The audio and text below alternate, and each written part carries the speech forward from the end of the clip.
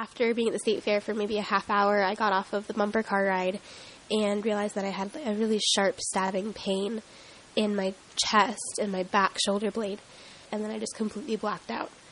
After passing out, I woke up on a stretcher with an IV in my arm, being carried off to an ambulance to be taken to St. Joseph's Hospital. After sitting in the waiting room in the ER for 45 minutes holding my own IV bag in my hand, not receiving any medical attention, I decided to leave and asked to be discharged.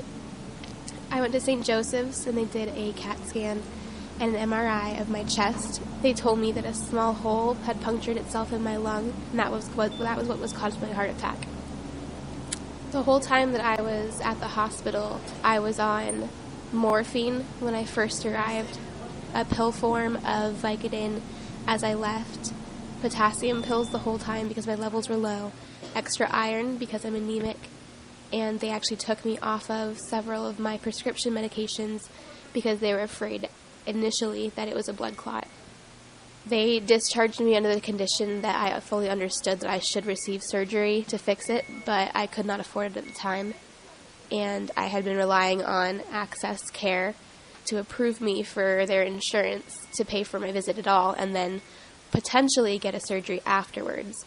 However, I was denied care after being explicitly told by the Access group at the hospital that I would be approved. I didn't have any support from my family because they were in Washington State, where they live. They weren't able to help me with my medical bills as much as I would have liked, or they would have liked.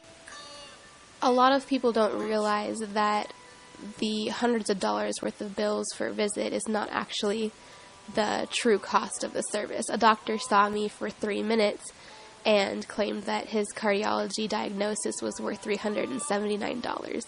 I've argued with many companies, one of which being St. Joseph's Hospital, after they denied me care and had me sit in a waiting room after having a heart attack by myself, and they still persist that I owe them $400 simply for an EKG reading of my heart rate.